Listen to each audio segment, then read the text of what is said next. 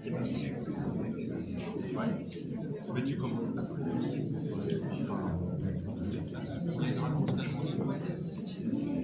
Donc, tu es sûr de tenir la distance.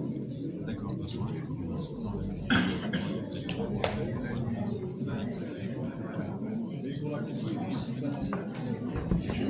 Comment tu vas me positionner donc les trois sont assis. Oui, je vais pas sortir de l'escalier. Oui, très bien. Oui.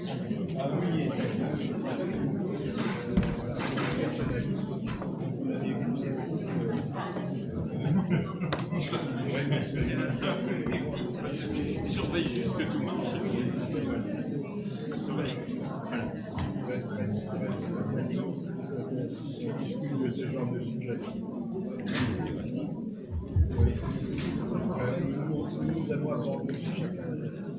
Alors, bonsoir à tous.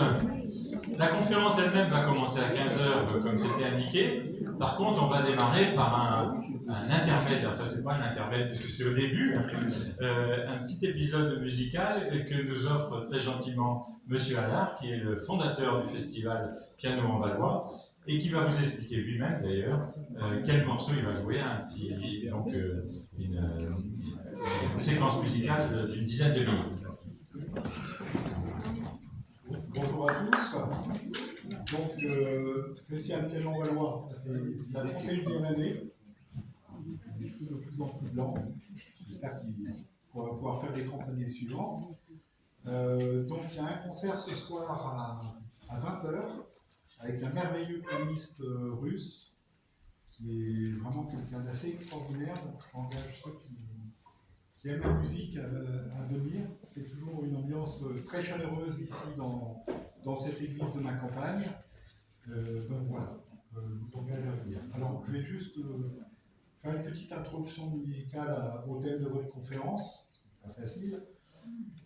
Donc, je vais vous jouer le premier prélude de Bach et ensuite un choral de Bach qui revient nous sauver, Seigneur des croyants. Voilà.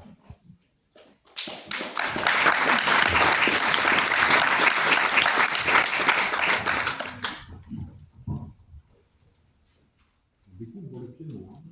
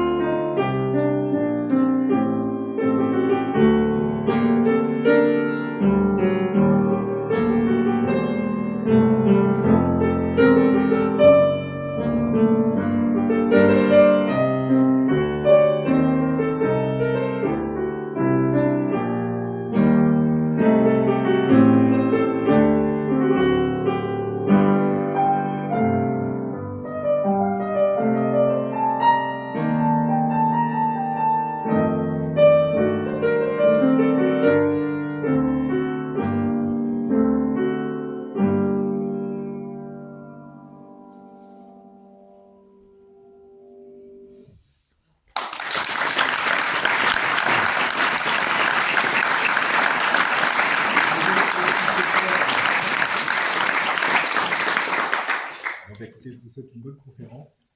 Voilà. Et puis j'espère pour certains ce soir. Bonjour à tous, nous vous remercions d'être venus à cette rencontre pour prendre le temps de réfléchir sur un sujet de fond. Alors, avant qu'on démarre la suite, des informations pratiques mais nécessaires. Normalement, vous devez tous avoir un petit ticket qui vous permet d'écrire si jamais vous avez des questions qui vous viennent au fur et à mesure de la conférence. Si ce n'est pas le cas, voilà, n'hésitez pas à faire un signe pour récupérer un petit bout de papier, et si vous n'avez pas de crayon, on en a, donc que ce ne soit pas une limite pour vous. Ça, c'est le premier aspect. Le deuxième aspect qui est aussi pragmatique mais nécessaire, les lieux d'aisance. Il faut passer par la petite porte sur le côté, et ensuite vous allez sur la droite et vous aurez des toilettes sur la gauche. Maintenant qu'on a abordé ces aspects purement pragmatiques, on va commencer vraiment la conférence, et donc encore merci d'être venu. Donc aujourd'hui, nous allons évoquer avec vous un sujet qui a interpellé le groupe d'Oser une parole. Il s'agit de la fin de vie. Nous voulions avoir le temps de nous interroger, de nous laisser interpeller par des points de vue différents face à des situations qui peuvent tous nous toucher à un moment ou à un autre de notre vie. Prendre le temps de réfléchir sur l'évolution de notre société, savoir d'où nous venons et où nous allons sur ce sujet. Et en fait, qu'est-ce qu'entendons exactement par fin de vie ? En prenant comme cadre de référence ce que nous dit le ministère de la Santé et ce qui ressort de la Convention citoyenne sur la fin de vie, la fin de vie est un épisode de vie à part entière qu'il convient de penser et préparer en amont autant que possible. Parmi les droits garantis, l'accès aux soins palliatifs qui ont vocation à compléter, puis à se substituer aux soins médicaux dans l'objectif de préserver la qualité de vie des personnes et d'accompagner leur entourage. Le cadre législatif de la fin de vie et des soins palliatifs apparaît dans les années 1980 en France. Consacré par le législateur en 1999, le droit d'accéder aux soins palliatifs a été réaffirmé par la loi Claes-Leonetti en 2016. Selon son article 1er, les malades ont droit à une fin de vie digne et accompagnée du meilleur apaisement possible de la souffrance. Le meilleur apaisement possible de la souffrance. Pour apaiser la souffrance, les médecins peuvent avoir recours à la sédation profonde. Qu'est-ce que la sédation profonde ? La sédation profonde et continue, maintenue jusqu'au décès, c'est un nouveau droit qui a été introduit sous condition par cette loi du 2 février 2016. Elle consiste à endormir profondément une personne atteinte d'une maladie grave et incurable, dont le pronostic vital est engagé à court terme, afin de soulager ou prévenir une souffrance réfractaire. On l'associe à une analgésie et à l'arrêt de traitement de maintien en fin de vie. Il est question que le projet de loi sur la fin de vie fasse évoluer le cadre actuel, notamment en légalisant l'euthanasie dans des conditions définies par la loi. Définies par la loi. Et comment définit-on l'euthanasie ? Dans le dictionnaire de Petit Robert, donc le langage courant, l'euthanasie, c'est l'usage de procédés qui permettent d'anticiper ou de provoquer la mort afin d'abréger l'agonie d'un malade incurable ou lui épargner des souffrances extrêmes. Ce projet de loi pose en réalité de nombreuses questions sous-jacentes. Nous allons vous présenter celles qui nous ont touchés lors de la préparation de ce thème, en sachant que toutes ne seront pas relevées lors de cette rencontre et que certaines chemineront avec vous par la suite. En premier lieu, en ce qui concerne le domaine sociétal. Quels sont les différents regards que porte la société sur les personnes vulnérables et âgées ? Ou qu'est-ce que l'euthanasie, l'aide à mourir, véhicule comme image et comme modèle pour la société ? notamment au regard de la dépendance, de la vieillesse, du handicap, de la vulnérabilité. Ensuite, pour la partie spirituelle et philosophique, Donc, si nous pensons, comme l'affirment nos religions monothéistes, que la vie procède du divin, comment l'euthanasie se concile-t-elle avec cet aspect sacré de la vie? Je peux m'interroger aussi sur le sens que je donne à la souffrance et à la mort. À quoi me renvoie la décision de légaliser l'euthanasie et plus concrètement encore de la mettre en œuvre? Est-ce qu'il n'y a pas différentes formes d'euthanasie? Est-ce que le suicide assisté en est une? Est-ce qu'il faut le considérer sur le même plan que les autres formes? on peut également se poser la question d'un point de vue historique. Comment les sociétés anciennes accompagnaient-elles la fin de vie? Et aujourd'hui, pourquoi le sujet est-il devenu si présent dans nos sociétés? Et d'autre part, qu'en est-il du point de vue personnel? Jusqu'où puis-je faire porter à d'autres la responsabilité de ma propre mort? Suis-je prêt à me préparer moi-même et à être responsable de cette réalité à venir? Si je souhaite mourir dans la dignité, comment la société peut-elle m'y aider? Et pour terminer, on ne peut aborder cette question sans évoquer le domaine médical. Si je suis médecin, je suis formé pour soigner et prendre soin. J'en ai fait le serment. Je ferai tout pour soulager les souffrances. Je ne prolongerai pas abusivement les agonies. Mettre en place les conditions menant à la mort peut-il alors faire partie de ce parcours de soins? Comment respecter les valeurs de la personne en fin de vie tout en respectant mes propres convictions? À travers la rencontre d'aujourd'hui, nous espérons que nous pourrons cheminer vers un point de vue plus éclairé et que certaines de nos interrogations ont retrouvé une réponse. Nous passons maintenant la parole à l'animateur de cette rencontre qui va expliquer le cadre d'intervention des différentes personnes invitées et l'organisation de ce temps de parole. Nous vous remercions pour votre présence et vous souhaitons un bon après-midi. Bien, merci. Donc, le décor est planté, les questions sont posées. Il va rester à y répondre forcément partiellement, parce que c'est un sujet qui est suffisamment grave pour qu'il n'y ait pas de réponse simple, hélas. Alors, merci d'abord, à mon tour, je vous remercie d'être présents aussi nombreux aujourd'hui sur un sujet qui est quand même essentiel dans la vie, qui est la question de la mort, qui nous touche bien sûr soit nous-mêmes, soit par l'intermédiaire de nos proches, et de toute façon, un jour nous-mêmes aussi.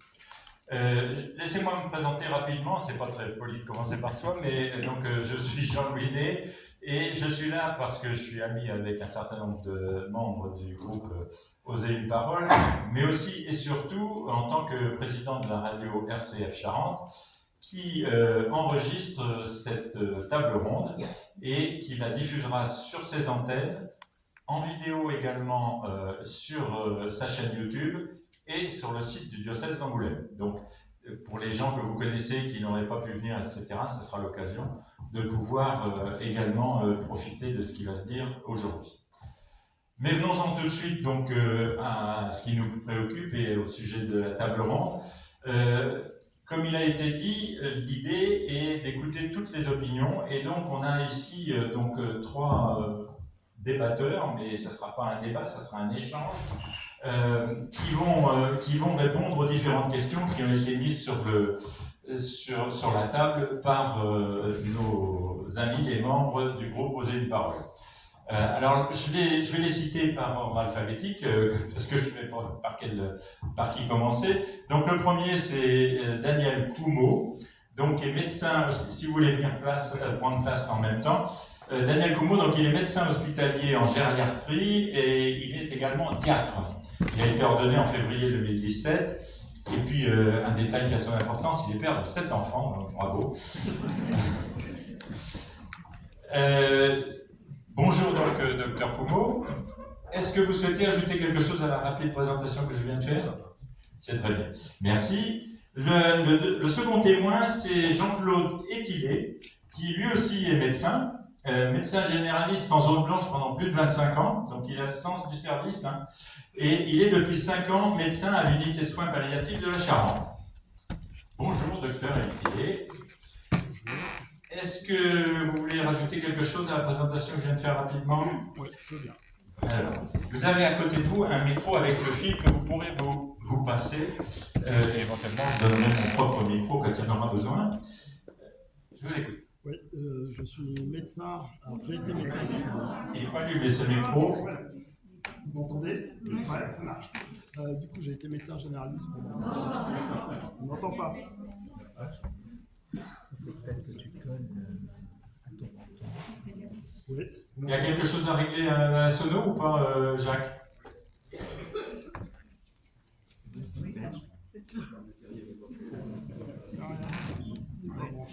On est souvent trahi par la technique. Non, mais quand le micro n'est pas trop bon, on ne peut pas en faire des merveilles. Ah oui, maintenant attendez, je vais vous laisser mon propre micro, puis comme ça ira. Allez-y.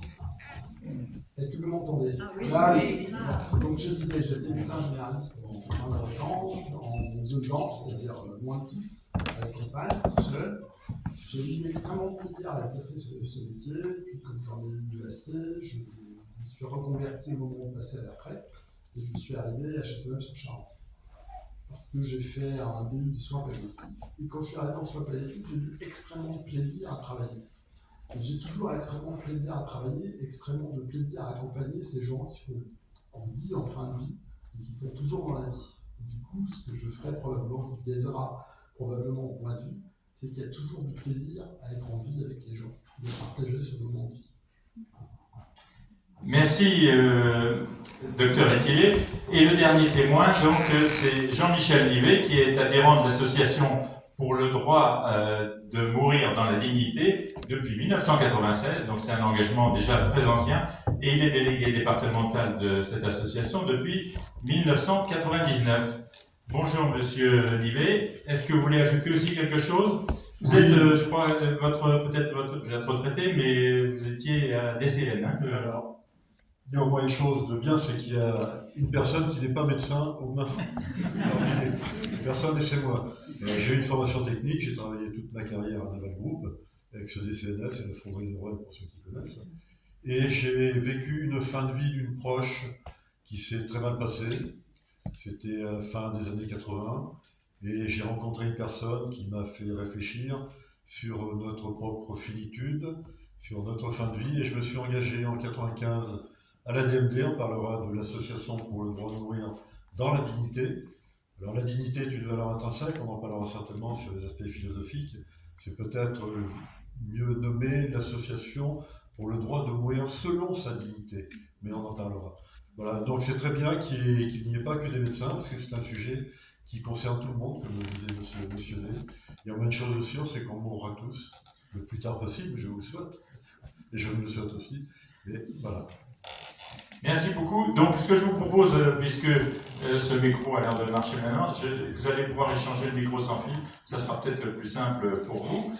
Donc, je vais peut-être d'abord vous expliquer un petit peu comment va se dérouler l'après-midi. Elle va se dérouler en 2 temps. Un premier temps au cours duquel on va assister à un échange autour des thématiques qui ont été proposées tout à l'heure entre les 3 personnes qui participent à cette table ronde. Je les relancerai sur chacun des thèmes. Alors, je vous rappelle les thèmes qui ont été proposés. Hein.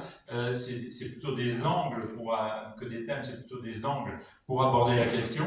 Donc, il y a l'angle sociétal, comment la société se détermine par rapport à ces sujets. L'angle spirituel et philosophique, bien sûr, très important. L'angle historique, si quelqu'un a des références à nous donner, c'est pas certain, mais si quelqu'un a des références à nous donner sur ce qui se faisait dans les civilisations anciennes, etc., et les leçons qu'on peut en tirer. Et puis ensuite, ils réfléchiront ensuite sur la manière, pour chacun de nous, là, à titre individuel, de se poser cette question de sa propre fin de vie.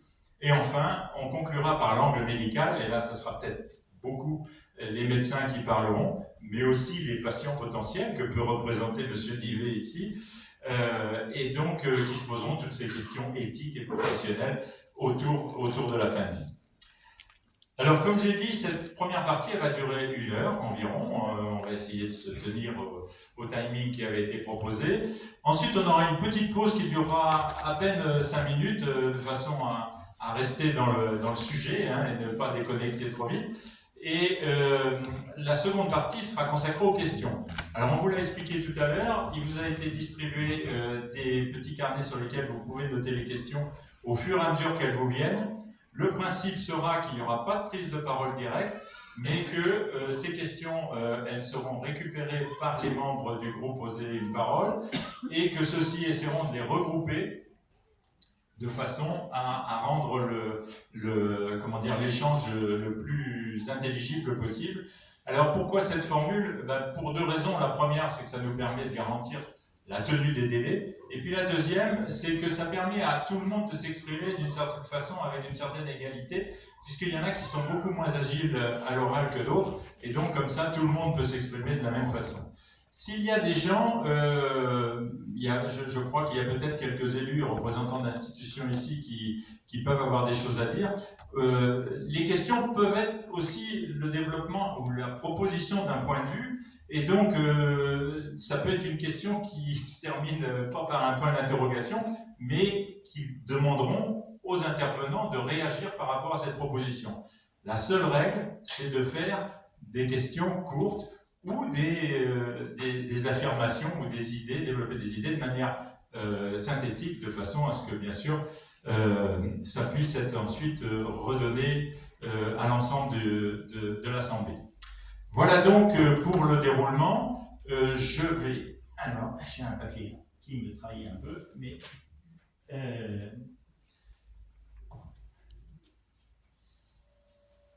Alors, voilà, j'étais arrivé à la fin des explications.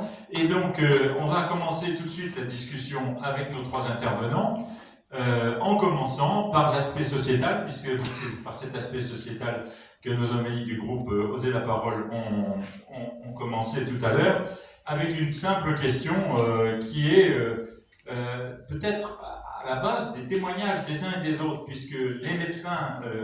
ils sont confrontés aux patients, mais aussi aux familles, et d'une certaine façon plus globalement à la société, et ils ont sans doute une perception particulière de la manière dont la société aborde cette question de la mort en général, et de la fin de vie douloureuse plus en détail.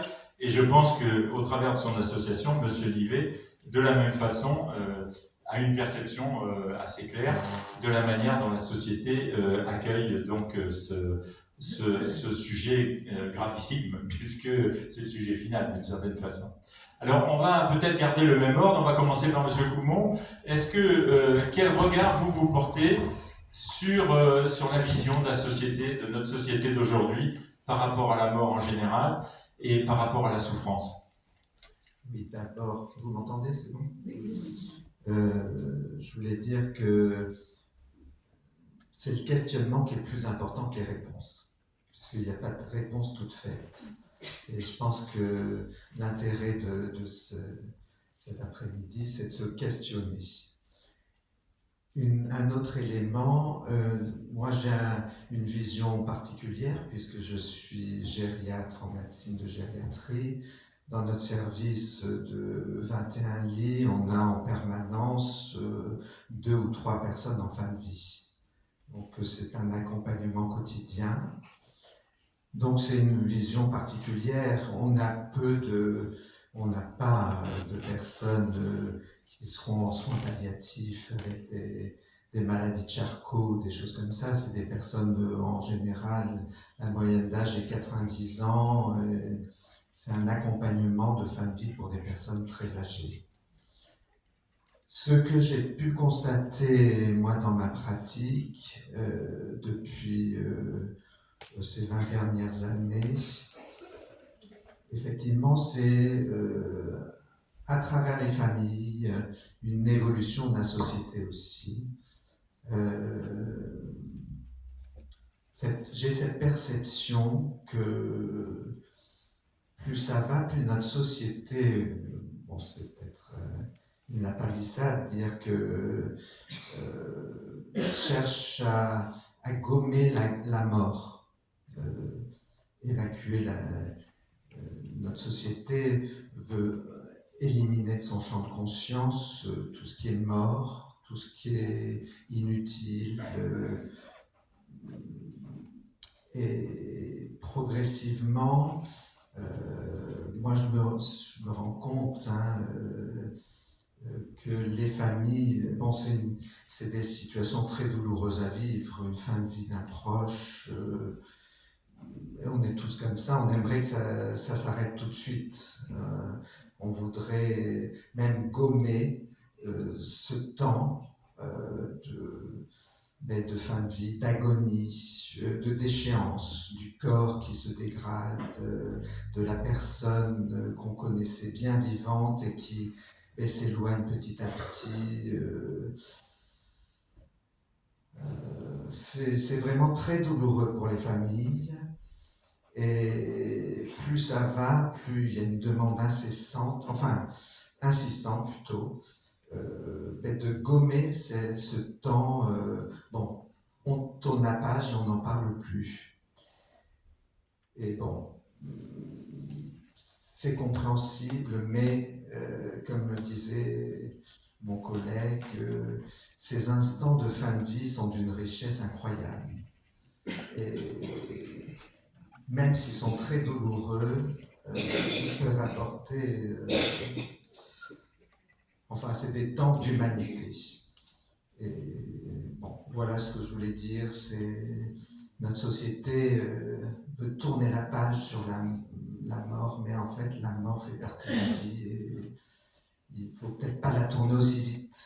Voilà.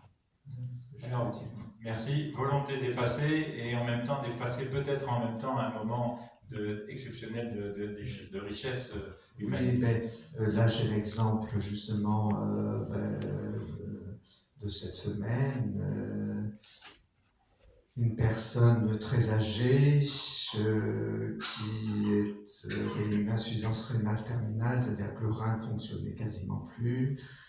Une infection du sang touchant ses valves du cœur, puisqu'elle avait on lui avait remplacé sa valve. Un état d'agitation, la personne étouffant, se débattant, arrachant les perfusions. Donc on a une discussion avec la famille.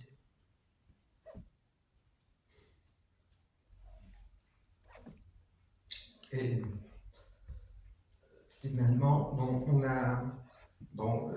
la question était, est-ce qu'on pose une voie centrale, c'est-à-dire une voie veineuse, enfin, et ça aurait nécessité de l'attacher parce qu'il était tellement agité qu'il aurait arraché pour pouvoir traiter cette infection. On a réfléchi avec la famille, avec d'autres soignants, on s'est dit non, il faut le laisser partir. Donc on a tout arrêté, sauf mettre des petites doses de calmants et de morphine, parce que la morphine est intéressante pour calmer un peu la personne, apaiser notamment le rythme respiratoire. Et finalement, le lendemain, la personne était réveillée, nous a totalement détendus. Elle nous a dit qu'elle avait soif, on a pu lui donner à boire. Et puis, elle a continué à se reposer. Le lendemain, son fils est arrivé. Et puis, bon, là, il est en train de partir doucement. Mais si on s'était dit, il faut vraiment calmer, et puis on termine ça, c'est trop... il n'y aurait pas eu tout ça. Donc voilà, c'est un exemple récent. Merci pour cette émotion. Docteur Etilé, c'est un peu la tentation, la technique. On est dans une société de plus en plus technique et on croit qu'elle peut résoudre tous les problèmes.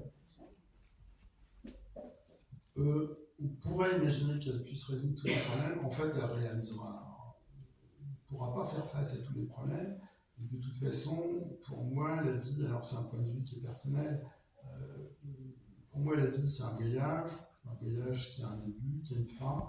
Nous, professionnels de santé, mais je pense également l'ensemble de la collectivité, je pense qu'on devrait être là les uns et les autres pour s'accompagner les uns et les autres à travers ce chemin. Et que notre projet ne devrait pas être tant d'avoir une vie longue que d'avoir une bonne vie et d'avoir une vie pleine. Et les questions qu'on devrait se poser, c'est pas sur, c'est pas la longévité, c'est quelle qualité de vie est-ce que chacun d'entre nous a eu le temps de réaliser les 2 ou 3 choses qui sont importantes pour lui. Et à partir de là, on changerait le point de vue. Et voilà. Merci. Monsieur Divet, ce moment d'émotion que nous a proposé le docteur Corbeau, qu'est-ce que ça vous inspire? J'ai vécu des moments d'émotion identiques en famille, des personnes qui ont été accompagnées d'une manière active. Donc je connais et partage la peine qu'il peut avoir. Le constat que je fais, moi, c'est que globalement en France, on meurt plutôt mal ou pas toujours très bien.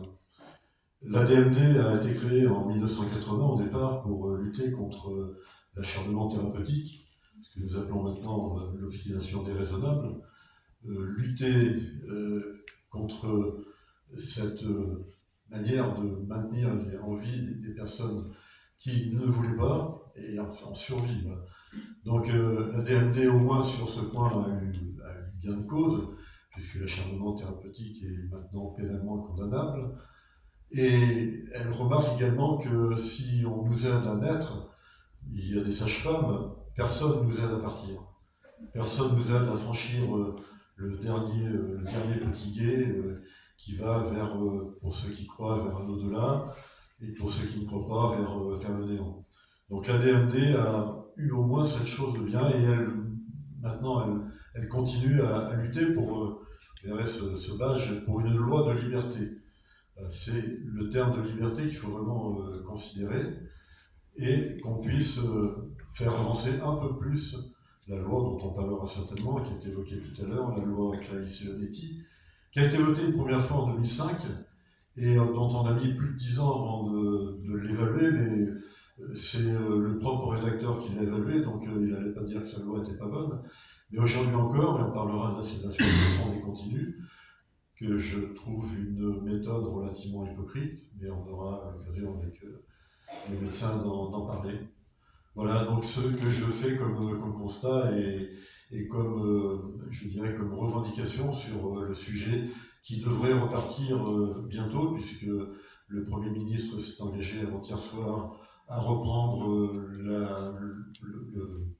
le projet de loi tel qu'il était l'article 1er a été voté à l'Assemblée nationale, et que la présidente de l'Assemblée nationale a également été dans ce sens-là. Donc nous allons pouvoir encore débattre et faire valoir la liberté de chacun, la liberté et les choix de chacun. Parce qu'aujourd'hui, nous ne pouvons hélas pas. Merci. Alors, vous posez, en parlant de loi hypocrite, peut-être la question de comment se poser la question d'aider à mourir, en effet, sans entrer en collision avec, notamment pour les gens qui croient, le caractère sacré de la vie, puisque la vie a été créée par Dieu, pour les gens qui croient, bien sûr. Et donc, est-ce que chacun d'entre vous, puisque vous avez le micro, Monsieur Étilé, comment est-ce que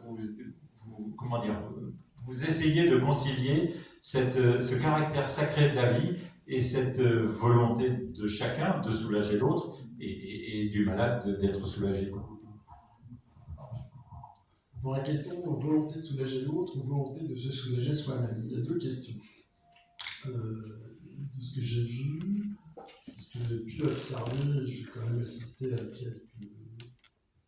quelques phases finales. L'agonie, on pourrait se dire, moi qui suis spectateur, c'est trop long, et plutôt ça sera terminé, mieux ça sera. Moi, je ne sais toujours pas ce qui se passe quand je nais, et je ne sais toujours pas ce qui se passe quand je meurs.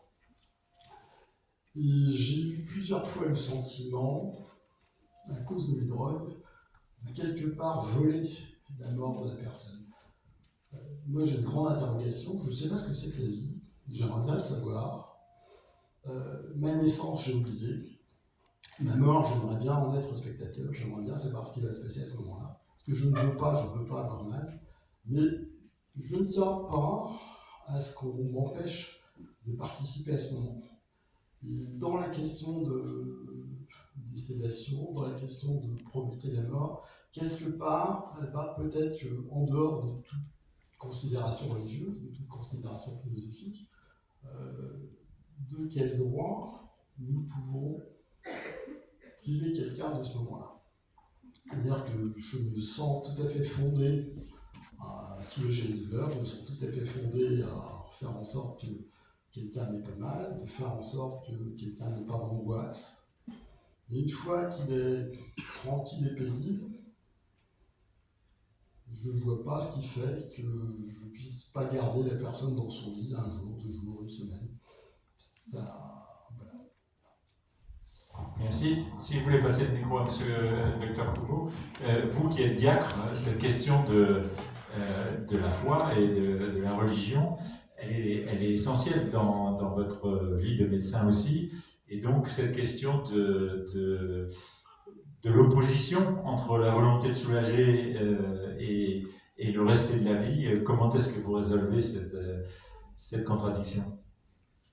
Alors peut-être à plusieurs niveaux, la vie est dialogue, c'est-à-dire que c'est échange, donc justement la position éthique, dialogue avec toute l'équipe, avec les familles, avec le patient, déjà pour préparer,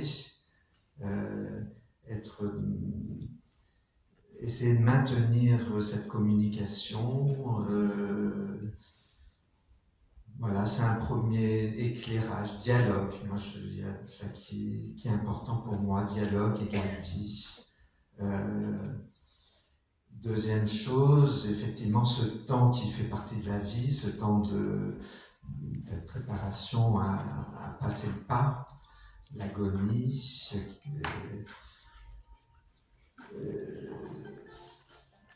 un temps de préparation pour moi qui suis croyant. Ce passage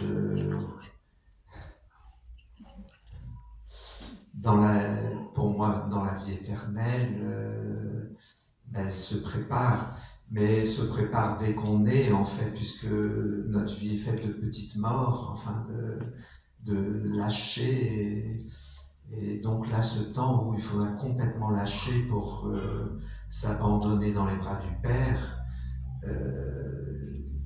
Moi, je le constate quand même dans ces accompagnements de fin de vie, c'est que quand la personne n'est pas prête à lâcher, il faut lui laisser le temps de pouvoir lâcher. Et il y a des personnes qui sont prêtes, et on va leur donner un petit peu de tranquillisant pour les aider à se détendre un peu, mais on va voir qu'elles vont lâcher rapidement et partir et décéder. Et d'autres, il faudra des semaines, parce que, soit simplement un enfant n'est pas encore venu, ou on ne sait pas ce qui se passe à l'intérieur de la personne, et puis ça va être des temps de coma, mais la personne est toujours là. Comme si elle n'était pas encore prête, comme si elle n'avait pas lâché complètement. Donc il y a ce temps pour lâcher, pour s'abandonner, pour moi faire ce pas et s'abandonner dans les bras du Père. Alors, Monsieur Livet, je ne sais pas si vous êtes croyant, et je ne vous le demande pas d'ailleurs, mais cette question du respect de la vie, comment est-ce que vous le conjuguez avec la volonté de soulager la douleur? Justement, le respect, je respecte complètement les choix ou les avis de voisins sur leur propre vue de leur fin de vie, même de celle de leurs proches. Et c'est là où je dis que c'est une question individuelle. C'est pas à la famille, effectivement, de décider si la personne doit vivre une agonie ou ne pas vivre une agonie, ou de vivre une fin de vie qui est parfois pitoyable. Alors personne n'est revenu pour dire j'ai vécu une agonie merveilleuse. je peux vous garantir qu'il y a des agonies qui sont terribles. Hein, le jeune Hervé Pierrat, qu'on a maintenu sous sédation profonde et continue pendant plus de 3 semaines, il avait des spasmes nerveux sur son lit de mort, puisque de toute façon, on savait qu'il allait mourir. À partir du moment où on enclenche la procédure, c'est la mort au bout. Voilà, donc il ne voulait pas ça. Par contre, je respecte tout à fait le choix d'une personne croyante qui veut que ce soit la nature qui fasse son œuvre, que ce soit Dieu qui retient la vie, puisque pour eux c'est Dieu qui la donne. Voilà, moi je suis organisé philosophiquement, spirituellement, je suis organisé, voilà, mais j'ai pas de croyance métaphysique sur les choses de la vie, sur les choses de la mort. Ce que je veux, c'est que je puisse choisir moi pour moi, pas pour mes parents, pas pour ma mère, mon père, pour les autres, pour moi. Je ne veux pas vivre une agonie comme j'en ai vu certaines. C'est tout. Alors, puisque vous avez le micro, et on va peut-être à ce stade entrer un petit peu dans le projet de loi qui est en cours, vous en parliez il y a une seconde, quel serait, j'imagine que vous êtes favorable, en tout cas il n'est pas terminé, donc il y a peut-être des nuances, mais qu'est-ce qu'une nouvelle loi devrait apporter en plus de la loi Leonetti, deuxième version? Alors, la loi Leonetti avait eu un avantage, c'est qu'elle avait fait naître les directives anticipées. Directives anticipées et nomination des personnes de confiance. La personne de confiance, c'est celle qui va s'exprimer si vous avez perdu toute conscience et que vous n'êtes plus en mesure de vous exprimer devant le corps médical. Le corps médical a l'obligation de consulter la personne de confiance qui fera valoir vos dernières volontés. Donc ça, c'était une chose de bien. La sédation profonde et continue, permettez-moi de revenir dessus, je la trouve hypocrite, puisque de toute façon, on sait pertinemment qu'au bout du bout, la personne, c'est la fin. Donc pourquoi vouloir maintenir quelqu'un dans une agonie pendant quelques jours, quelques heures, quelques semaines, quelques mois, puisque, hélas, quand le cœur est solide, eh bien, la personne en fin de vie, elle va tenir 15 jours, 3 semaines, 1 mois, et généralement, les personnes finissent par insuffisance rénale, et elles partent dans des souffrances qu'on peut juger de terribles. Donc la loi, nous, ce qu'on voudrait, c'est la loi belge, par exemple. Pourquoi les Belges seraient plus idiots que nous? Pourquoi seraient-ils plus inhumains que nous? Pourquoi le clergé belge serait moins engagé que le clergé français? C'est plus une question religieuse. Aujourd'hui, les statistiques sont là. 67% des catholiques pratiquants sont favorables à ce qu'on puisse faire valoir une aide active lorsque la situation est pitoyable. Donc je crois que cette petite avancée, ce petit pas est maintenant indispensable. Ça éviterait à des Français d'aller en Suisse. J'ai accompagné des personnes en Suisse. Je vous garantis que j'aurais préféré que la personne puisse faire ça chez elle, entourée de ses proches, plutôt que de partir avec un véhicule de location, avec la famille, et ça s'est bien passé. Voilà. Mais néanmoins, ça s'est passé à 800 km d'Angoulême. Voilà. En Belgique, c'est pareil. Voilà. Pourquoi elle est obligée d'aller en Belgique? Les médecins belges ne sont pas plus inhumains et ils ne sont pas plus barbares que les Français. Donc, je ne sais pas, il y a un conservatisme. Et je le disais à votre antenne une fois, la hiérarchie religieuse française semblerait d'être un peu dans le mouvement d'être moins conservatrice et d'accepter que d'autres puissent avoir des opinions différentes. Pour avoir... Gardez le micro si vous voulez bien 30 secondes, pour qu'on ait tous une information complète. Qu'est-ce que permet la loi belge ou la loi suisse en plus? Alors, et quelles règles? La loi belge, c'est l'euthanasie, hein, c'est-à-dire c'est un geste médical, hein, c'est une injection d'un produit létal, avec un peu d'orbital ou autre substance. Et en Suisse, l'euthanasie est condamnée, elle est condamnable. Par contre, c'est le suicide assisté. Donc c'est in fine, c'est la personne qui tourne une petite molette, ou si elle est dans l'incapacité de bouger les doigts avec un mécanisme quel qu'il soit, mais c'est toujours la personne qui, in fine, fait le dernier geste. Voilà. C'est pour cela que les médecins doivent avoir leur clause de conscience. Je ne voudrais pas forcer un médecin, dire la loi oblige les médecins à faire ça. Non, non, non, il faut que ce soit des médecins qui soient favorables, comme il y en a en Belgique. Comme le débat sur l'interruption volontaire de grossesse, c'était le même. Il y a des médecins qui refusent de le faire, mais la loi oblige à trouver d'autres médecins qui, eux, acceptent de le faire. Docteur Etilé, comment réagissez-vous à cette idée d'abréger les souffrances, mais de manière beaucoup plus radicale que ce que permet actuellement la loi? Je vous reposerai la question, c'est les souffrances de qui? La douleur est une chose. Je tombe, je me blesse, j'ai mal. Donc je souffre, ça dépend comment mon cerveau et comment mon psychisme va interpréter cette douleur. Ce qui est certain, c'est que pour l'entourage, pour les proches, il y a effectivement une souffrance de se sentir impuissant à regarder son proche qui s'en va. Alors cette souffrance, d'où elle vient, je ne sais pas. Peut-être qu'il y a des choses qui sont mal passées. Et à un moment donné, qu'on demande au corps de santé, et pas au corps médical, au corps de santé, parce qu'en fait, quand on engage cette procédure, on engage non seulement les médecins, on engage également les infirmières, les aides-soignantes. Les personnes importantes dans la prise en charge de nos proches, ce sont les aides-soignantes. Ce ne sont pas les médecins, ce ne sont pas les infirmières. Nous participons, c'est un travail d'équipe, mais les aides-soignantes, ce sont ces femmes, quelquefois des hommes, qui au quotidien peuvent venir plusieurs fois, changer le patient, le laver, lui donner à manger, le toucher, le caresser, l'observer. Et donc, ce que toutes ces femmes disent dans les services, et nous sollicitent un service de soins palliatifs, vous venez le matin, on fait un premier tour des lits, et on vous raconte ce qui s'est passé. Ce sont ces femmes qui nous disent, bah oui, j'ai l'impression qu'il est mal, j'ai l'impression qu'il souffre, il faut faire quelque chose, et nous adaptons les thérapeutiques. Et puis il y a un moment donné où il y a un état d'équilibre qui se fait. Et dans cet état d'équilibre, je ne suis pas certain qu'il y ait de la souffrance pour la personne qui est dans le lit. Ce que j'ai vu, par contre, effectivement, c'est qu'il y a de la souffrance de la part des proches, parce que pour les proches, c'est intolérable.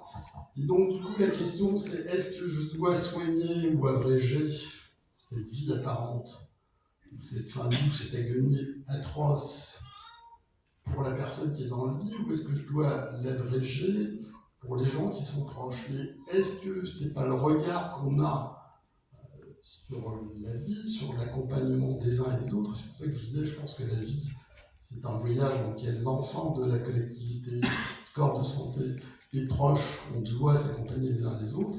Est-ce que ça doit se passer rapidement?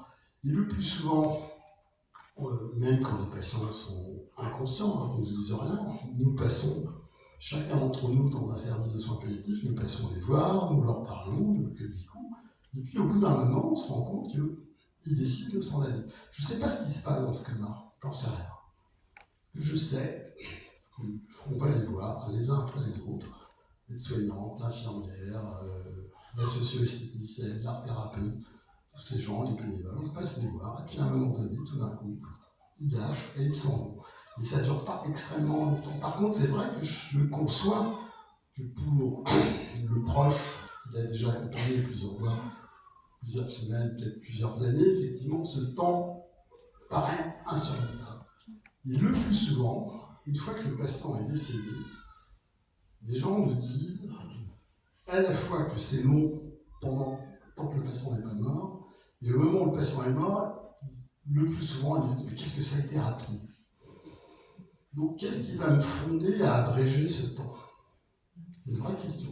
Qu'est-ce qui me fonde, moi, à abréger ce temps une fois que j'ai le sentiment? Alors je ne dis pas que j'ai une garantie, j'ai une certitude qu'il n'y a plus de douleur, quelque chose, mais quand collectivement nous l'avons regardé, que nous sommes passés, il est pas mal, il est là, il n'y a pas de rythme, je suis passé, il n'y a pas eu de gémissement. Voilà. Docteur Poumeau, vous êtes diacre, donc par rapport à la religion, c'est effectivement ce problème du respect de la vie. Est-ce que pour répondre à ce que dit M. Nivet et au caractère hypocrite donc, de la loi actuelle, est-ce qu'on ne peut pas poser la question de est-ce que l'intention vaut l'acte? Quand, dans le cadre de la loi Leonetti, on sédate pour soulager une longue sécontue, mais l'intention n'est pas la même. Est-ce que c'est ça la frontière entre les deux? Oui, c'est vrai qu'en tant que médecin, je pense que l'attitude intérieure n'est pas la même. Faire un geste, même si finalement le résultat à la fin va être peut-être le même, parce que quelquefois, au lieu de 5 minutes, c'est une demi-heure. Mais de faire l'acte de faire ce qu'on faisait autrefois avant les soins palliatifs, c'est-à-dire on utilisait les cocktails lithiques, on voyait une situation qui était ingérable. Bon, il y a eu les soins palliatifs justement pour quitter cette barbarie. Et alors que effectivement une sédation profonde, bon, c'est dans cette démarche d'accompagnement. C'est vrai que c'est des questionnements, mais c'est une attitude intérieure différente pour le médecin et pour l'équipe. Je pense que je voulais aussi un autre questionnement, puisque c'est bon de se questionner. Donc moi je suis gériatre, donc avec des personnes âgées, des personnes qui perdent la tête souvent. Nous on se base beaucoup sur le corps. L'évaluation de la douleur se fait surtout ce qu'on appelle une hétéro-évaluation, c'est-à-dire qu'on ne demande pas à la personne comme sa douleur parce qu'elle ne saura pas l'exprimer, mais on observe et le corps parle. Quand vous communiquez 95% avec votre corps et 5% avec la parole. Donc mon questionnement, c'est par rapport aux directives anticipées, par rapport à ces paroles qui sont dites moi je veux mourir, j'ai un cancer en phase terminale, il n'y a plus rien à faire. Et que le corps signifie autre chose, c'est-à-dire que la personne n'en finit pas de mourir et semble attachée à la vie. Donc ce questionnement sur la parole qui dit une chose, le corps qui dit autre chose, voilà, c'est un questionnement. Monsieur Nivet, par rapport à ce qui vient d'être dit, qu'est-ce qui vous fait dire que les soins palliatifs, donc comme on disait tout à l'heure, qui aboutissent au même résultat, ne sont pas suffisants? Alors d'abord, des soins palliatifs, il n'y en a pas assez. Quand on sait que plus de 20 départements en France n'ont aucun lit vraiment estampillé soins palliatifs en tant que tel, donc c'est un scandale. La loi Letti avait justement prévu un développement et un accès universel aux soins palliatifs. Ah, donc là, de ce côté-là, c'est loupé. Ce qui me fait bien dire que je n'ai absolument rien contre les soins palliatifs, bien au contraire, et c'est toujours dans la démarche de liberté individuelle, c'est une possibilité, mais on devrait avoir, y compris en soins palliatifs comme en Belgique, la possibilité infinie de dire stop, et je ne veux plus être, on va dire, sous le régime palliatif. Je veux qu'on ait un régime un peu plus actif. Voilà, donc, et j'espère que le projet de loi qui va déboucher va surtout donner des moyens financiers pour le développement des soins palliatifs, que les médecins soient formés sur la fin de vie. Je crois, mais je n'ai pas sous votre contrôle, que dans le cursus d'un médecin, la fin de vie est abordée 1 ou 2 heures. Voilà. Alors je conçois qu'il y a des pathologies qu'il faut étudier et qui demandent des années de formation, mais aborder la fin de vie serait quand même utile pour les médecins. Aujourd'hui, la mort, on la voit à la télé, mais on ne la voit plus. Les médecins, en EHPAD ou en gériatrie, ils passent et je vais voir ça va mieux, et puis on sait comment ça se passe, par manque de moyens. Alors ça nous amène à la question suivante qui est comment, dans l'histoire, comment est-ce qu'on a accepté la mort aujourd'hui? Je suis vieux quand même, mais pas extrêmement. Je me souviens, moi, quand j'étais gamin, on passait dans les rues, il y avait des rideaux noirs devant les maisons où les gens mouraient. Et les gens restaient dans le domicile, etc.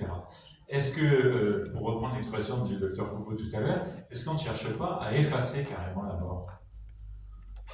Un petit peu, on va dire un petit peu, mais ceci étant, je préfère voir une assemblée avec des dames habillées d'une manière totalement multicolore que des femmes tout en noir comme autrefois.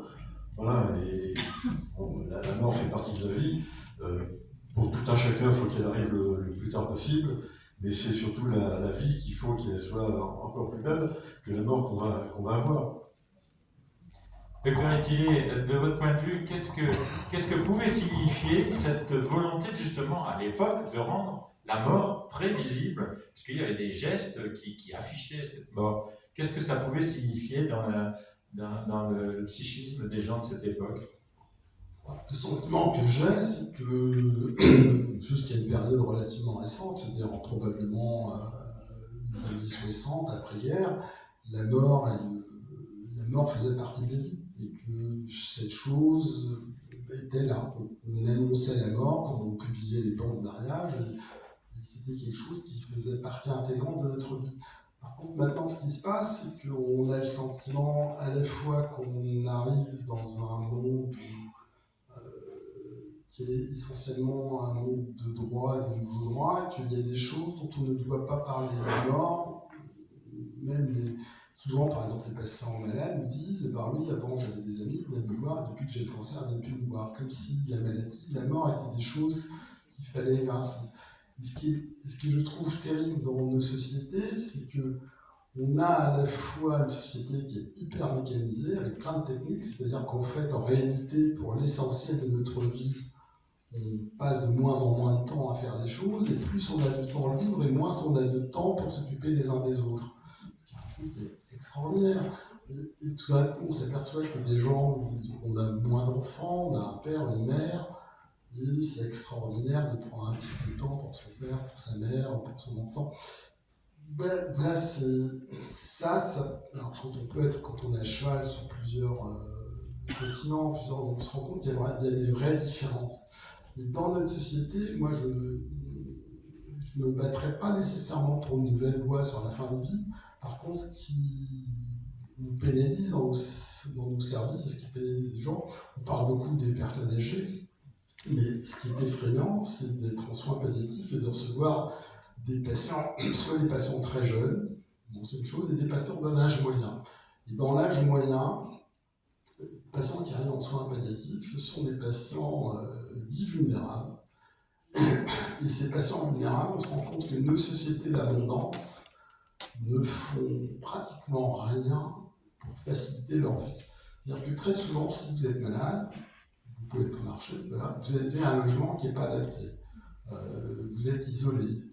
Il y a tout un tas de conditions matérielles qui ne dépendent pas du corps médical, mais qui dépendent essentiellement de ce que la société serait capable de mettre en œuvre pour que les gens aient des bonnes conditions de vie. Et une fois que ces bonnes conditions de vie seraient réalisées, peut-être que la maladie, la souffrance, la douleur seraient vécues différemment. Et ce qui est très étonnant quand on parle de sédation, alors très souvent dans l'unité de soins palliatifs, il y a des patients qui arrivent et qui disent « je veux mourir ». Bon, ok, d'accord. Vous voulez mourir? Écoutez, on va réfléchir à la question, on va se poser, on va prendre soin de vous, et puis on va voir ce qui va se passer. Le plus souvent, 9 fois sur 10, au bout d'une semaine, je ne veux plus mourir, parce que je suis pas mal là. Et donc, du coup, la question de la souffrance, encore une fois, c'est pour ça qu'il faut faire la différence entre la douleur et la souffrance. La douleur, elle est là, elle est réelle, elle est vraie, mais la souffrance, c'est comment je vis cette douleur. Et cette douleur, si je suis accompagné, s'il y a quelqu'un qui peut m'aider dans le quotidien, la toilette, le repas, le machin, et bien cette douleur, elle est toujours là, mais elle est atténuée. Et puis finalement, ce qu'il en reste, ce qui est résiduel, c'est finalement supportable. Puis il y a des moments où on sourit, il y a des moments où on discute, il y a des moments où on fait des blagues, il y a des moments, voilà, puis... Et c'est vrai que pour moi, c'est quelque chose qui est extraordinaire de voir que tout d'un coup, il y a une nécessité absolue à faire évoluer la loi sur la fin de vie. Mais en fait, si juste il y avait une loi sur la bonne vie, j'aurais bien tout le temps, qu'est-ce que ça serait bien? C'est réconfortant de voir qu'il n'y a pas que la médecine qui peut soigner en effet la douleur. Comment est-ce que vous réagissez à ça Oui, justement, pour rebondir, parce que là, je discutais avec mon assistante qui est du Cameroun et qui me disait que dans son pays, quand une personne devient indépendante, elle va aller habiter chez un de ses enfants et puis là, elle aidera pour la cuisine, elle trouvera des petites activités, elle trouvera un sens, un entourage, elle ne sera pas seule. Toute cette société qui permet justement ce qu'on a un peu perdu dans nos sociétés modernes, c'est-à-dire que les parents sont loin, il y a des isolements et finalement là ça me rappelle une personne qui était rentrée là aux soins continus parce qu'elle avait fait une tentative de suicide. Et puis, elle disait, de toute façon, je recommencerai.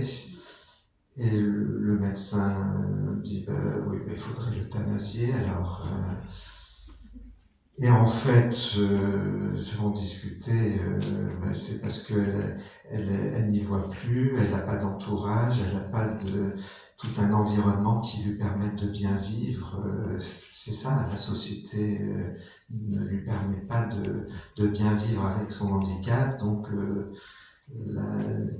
la solution, c'est de se supprimer. Donc, effectivement, je pense que retrouver la fraternité, l'attention les uns aux autres, une société d'entraide serait une solution intéressante.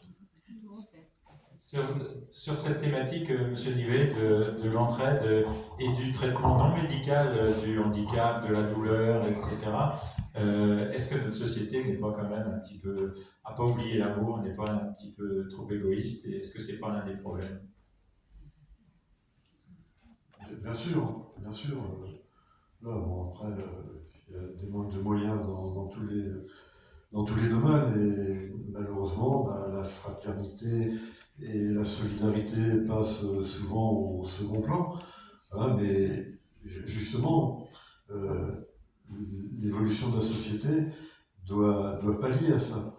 Et je ne vois pas dans l'aide active à mourir un manque de fraternité. Bien au contraire. Bien au contraire, j'entends qu'on puisse dire la fraternité chrétienne, fraternité catholique, mais la fraternité n'a pas de religion. Elle est universelle. Voilà. Et les personnes que j'ai accompagnées, au départ, je ne les connaissais pas. Et je vous garantis qu'elles ne voulaient pas aller en soins palliatifs. Voilà. Mais si elles avaient voulu y aller, je les aurais vraiment incitées à y aller. Voilà. Mais elles ne voulaient pas vivre une situation de mourant. Elles ne voulaient pas passer comme a dit Anne Bert. Anne Bert, c'est l'écrivaine qui habitait à Saintes et qui est partie en Belgique.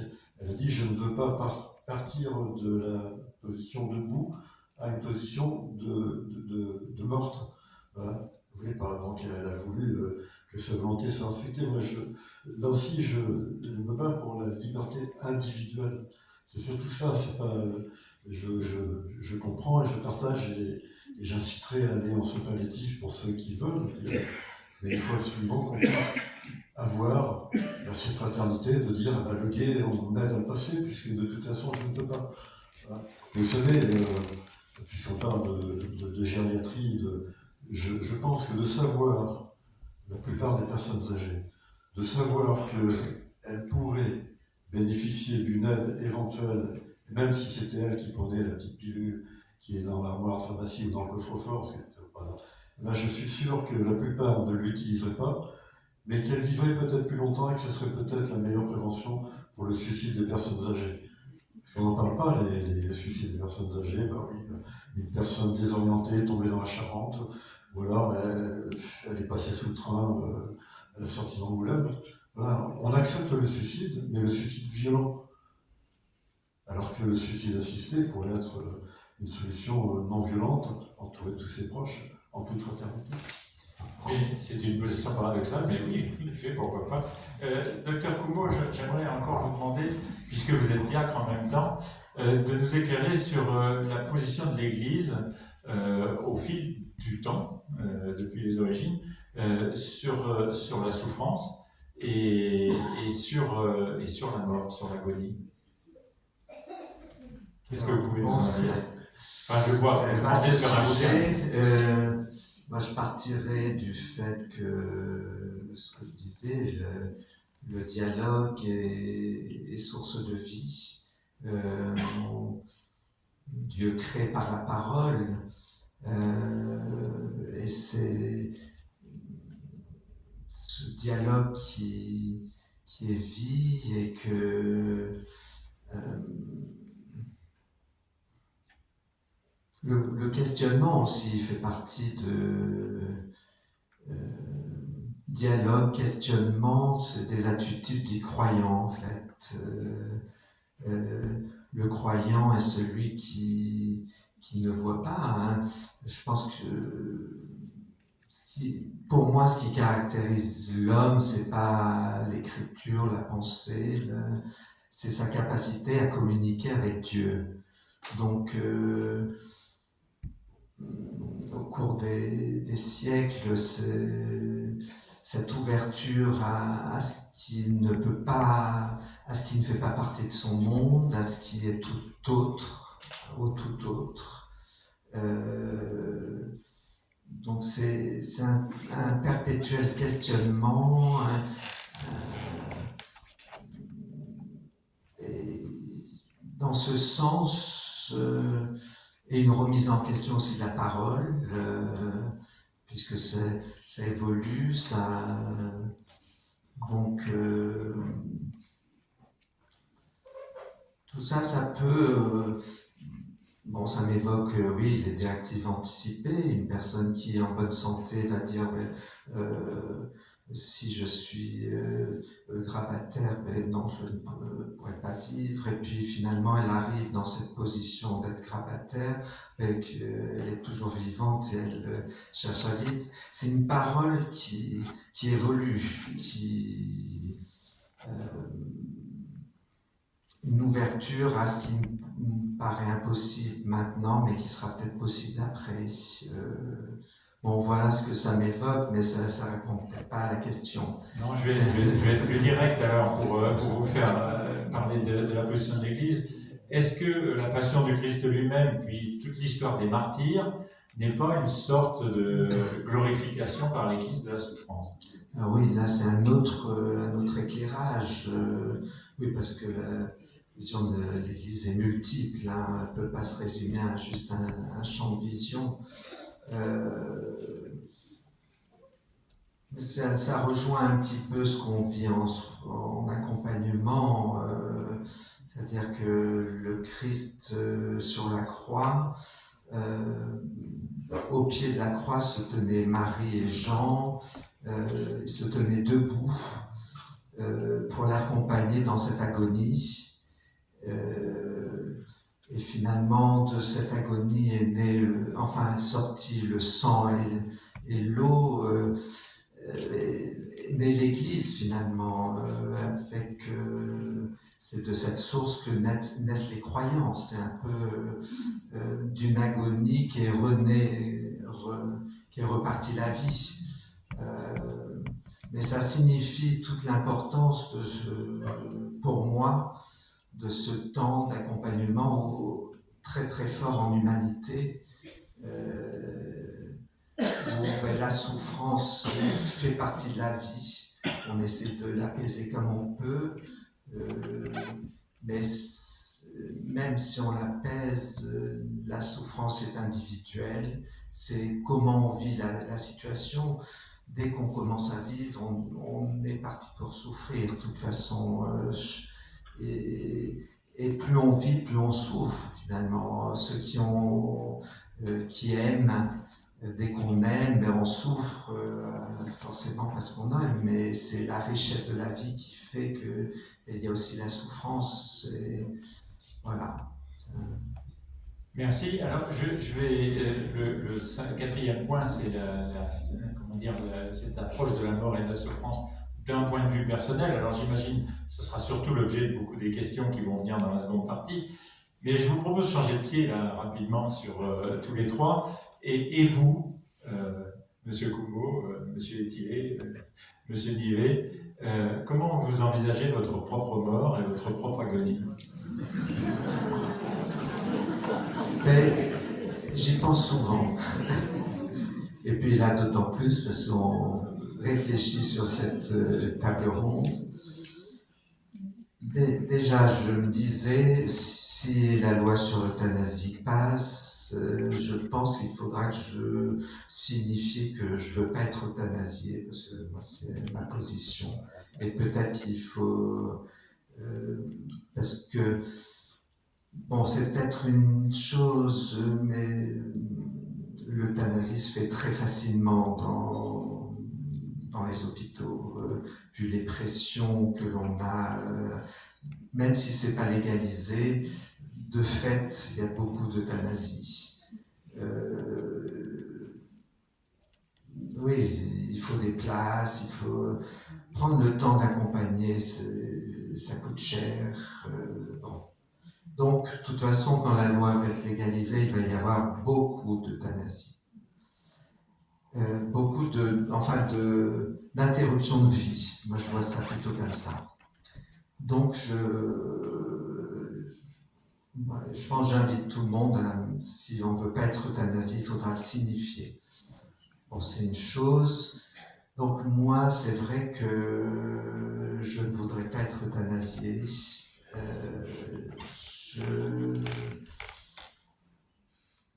Je souhaite, j'espère, rencontrer des personnes qui m'accompagnent dans ce temps de fin de vie et effectivement être présent et d'être dans l'acceptation. Donc Denis Trinet racontait la fin de vie de ton ami, tu pourras peut-être en parler. En tout cas, c'est vrai que j'avais rencontré cet ami psychiatre justement qui accompagnait les équipes aux soins palliatifs et d'apprendre comment il a élevé la maladie de Charcot et comment il a pu participer à il a eu une sédation à la fin. Et comment il s'y est préparé, comment il s'est abandonné dans les bras du Père pour cette sédation. Et c'est vrai, de pouvoir dire, Père, voilà, entre tes mains, je remets mon esprit. Bon, j'aimerais pouvoir vivre ça. Docteur Étilé. Alors, comment j'envisage ma propre mort? Alors moi, j'ai été élevé par des parents, par un père qui m'a toujours dit, le matin, quand tu quittes tes proches, tu dois faire comme si tu ne leur verrais pas. Donc, tu ne dois pas oublier de leur dire ce que tu vas leur dire, d'important. Et du coup, je vis comme ça, j'ai le sentiment que je n'aurai pas de regrets. Ça, c'est la première chose. La deuxième chose, si la loi est votée dans le sens où elle sera votée, moi, je ne rédigerai jamais de directive anticipée. Parce que ces directives anticipées vont avoir un caractère opposable. C'est-à-dire que si moi, maintenant, j'ai un certain âge, je me dis le jour où je ne peux plus faire mon footing, il faut que je meure, ça c'est maintenant. Mais dans 20 ans, mon footing sera peut-être juste 5 mètres à franchir. Et on me sortira le papier, papy t'a dit qu'il y a 20 ans, si tu ne pouvais pas faire 10 km, il fallait te tuer parce que tu es paralysé. Et peut-être que dans 20 ans, quand vous me mettrez juste devant la fenêtre avec l'oiseau qui chante, eh ben, j'aurais peut-être pas envie de mourir. Donc, j'aimerais bien qu'on me pose la question à 20 ans. Donc, si une directive anticipée dans les conditions où c'est prévu, ce sera négatif quand même. Voilà. C'est la seule chose à laquelle je me dis. Par contre, ce qui sera important pour chacun d'entre vous et pour chacun d'entre nous, et je pense que c'est là qu'est le vrai débat. Le débat n'est pas sur la question de comment on fait à la fin, quand on est sur la phase terminale. Je pense que le vrai débat, il est quand vous êtes confronté à une équipe médicale, et que l'équipe médicale vous propose un traitement, et ben dans les options thérapeutiques que vous avez, et ça, il ne faut pas l'oublier, dans les options thérapeutiques que vous avez le choix entre peut-être qu'on fera une chirurgie, peut-être qu'on fera une chimiothérapie, peut-être qu'on fera une radiothérapie, mais peut-être aussi que le choix, c'est de rien faire. Et ce rien faire, il est important. Ce qui veut dire que si nous respectons ma vie, alors peut-être que ma mission de vie, c'est de ne pas interférer avec ma vie. C'est-à-dire, je ne veux pas de chimiothérapie, je ne veux pas de truc, parce que j'ai discuté avec les médecins, ils m'ont dit que si j'avais de la chimiothérapie, j'allais devenir la personne. J'ai réfléchi, j'ai envie de voir mon petit-fils, il faut que je parte à tel endroit, ben, je vais faire le voyage, je vais revenir, si je meurs, c'est pas grave. Et peut-être que la réflexion, elle est peut-être plus là. Elle est peut-être plus dans un moment où on est agressé par ces équipes médicales qui ont tout pouvoir de nous soigner, de nous proposer des thérapeutiques, ben, peut-être qu'il va falloir que chacun d'entre nous, on s'engage à dire ça, est-ce que je le veux vraiment, avec les conséquences que ça peut porter. Et du coup, la vie, ma vie personnelle, elle va évoluer comme elle évolue. Et au moment où la fin arrivera, c'est ce qu'on voit le plus souvent chez les gens, quand la fin arrive, elle arrive tranquillement. Il n'y a pas forcément besoin de faire un geste pour l'abréger. Peut-être que la vraie discussion, elle est là. Elle est dans ce qui nous est proposé, de la même façon que je peux accepter de boire un verre ou pas de verre, ou de boire la bouteille et prendre la voiture, j'ai peut-être aussi le droit de prendre la chirurgie, pas la chirurgie, la chimiothérapie, pas la chimiothérapie. Je pense que la question, elle est peut-être en amont de ce moment. Et puis finalement, vivons notre fin de vie comme elle doit être vécue. Et comme je vous ai dit tout à l'heure, moi j'ai une vraie question sur qu'est-ce qui se passe à ce moment-là, au moment où je quitte la vie. Pour avoir regardé un certain nombre de mes patients, de nos patients franchir ce cap, je suis très étonné de voir comment ils franchissent ce cap. Il y a des choses qui sont très étonnantes. Alors, vous ne verrez pas ce genre de choses, mais il nous arrive parfois de voir quelqu'un qui est dans son lit, ça fait un certain nombre de jours qu'il est là, tranquille. Vous passez voir, vous dites, oh, tu sais, là, peut-être que tu pourras t'en aller, tu as le droit, tu as vu ton père, ta mère, machin, ton fils, tu as des feux, tu as le droit de t'en aller. Et puis vous repassez une heure après, il est parti. Et vous n'avez rien fait. Vous lui avez juste dit, bah voilà, ok. À mon avis, je pense que tout est ok parce qu'on a discuté, ça fait des jours qu'on discute de ce qui était là. Et puis voilà. Et pour moi, je pense que ça devrait être juste ça. En tous les cas, directement anticipé, pour moi, si la loi est votée, c'est net. Même si je suis une corps médical, même si la surveillance me dit, pas surveillance, ça s'appelle pas surveillance, ça s'appelle cadre de santé maintenant, dans les statistiques, il faut remplir le papier avec le directeur anticipé avec personne de confiance. Et puis choisissez bien votre personne de confiance. N'oubliez pas qu'une personne de confiance, c'est la personne qui doit témoigner de ce que vous souhaitez pour vous-même, et non pas la personne qui témoigne de ce qu'elle pense pour vous. Ce qui n'est pas la même chose. Monsieur Nivet, votre propre mort. Avant de penser à... j'y pense à ma mort, on n'a pas fait les votes en levant, mais pas sûr. Parce que de toute façon, on arrivera. Non, ce que je voulais réagir, c'est... Je crois qu'il ne faut pas caricaturer.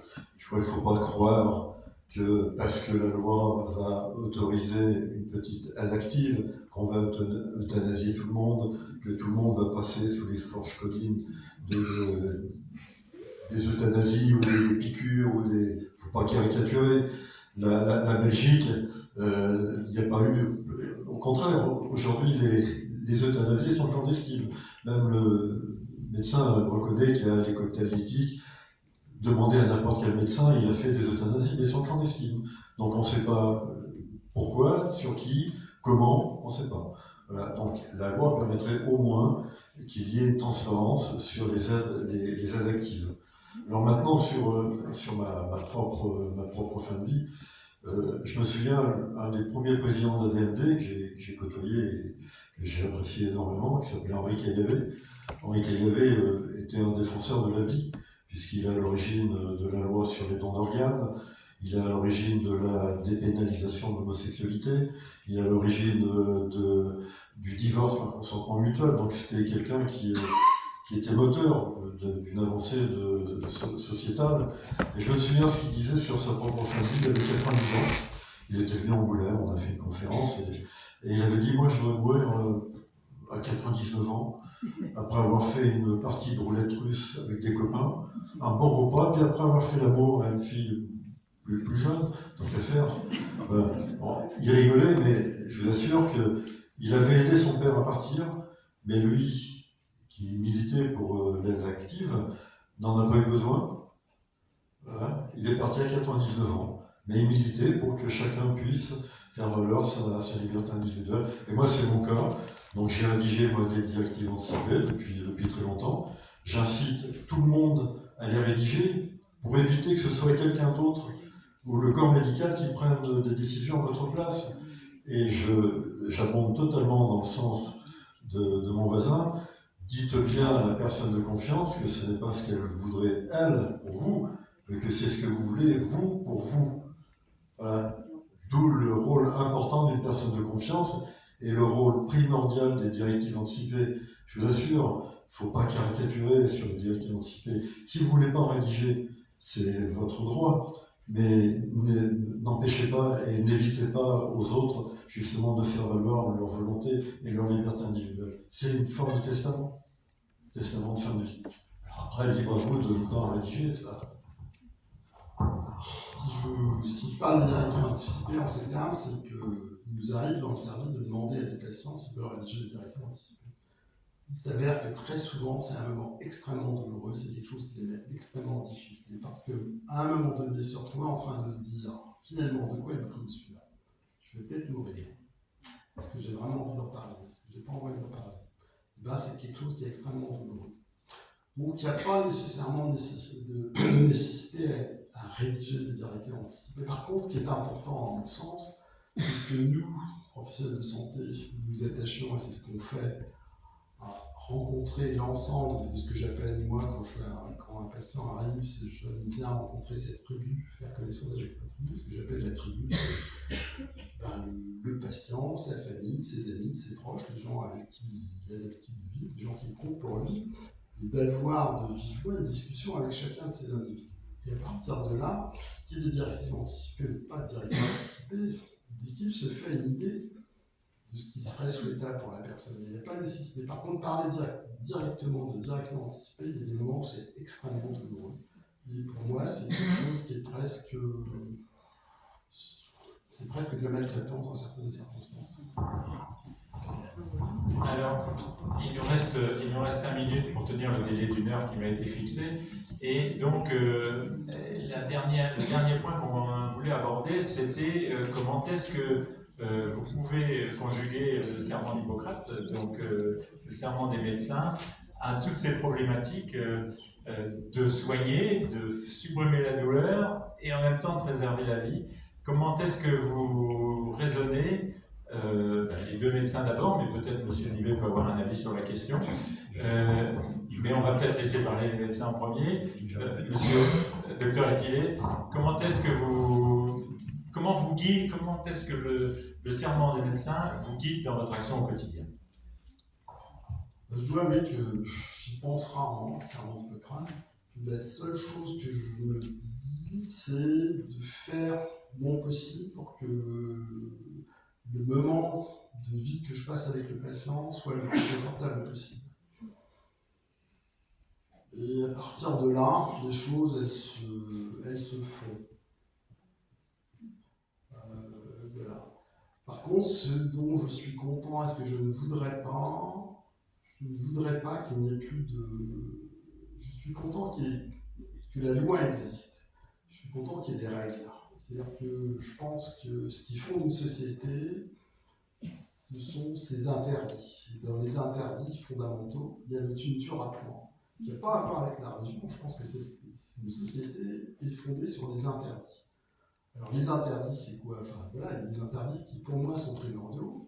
Alors après, est-ce que je peux les transgresser ou pas? C'est une autre question. Et les interdits, il faut les avoir. De temps en temps, on va les transgresser, on va être limite, et ça c'est important.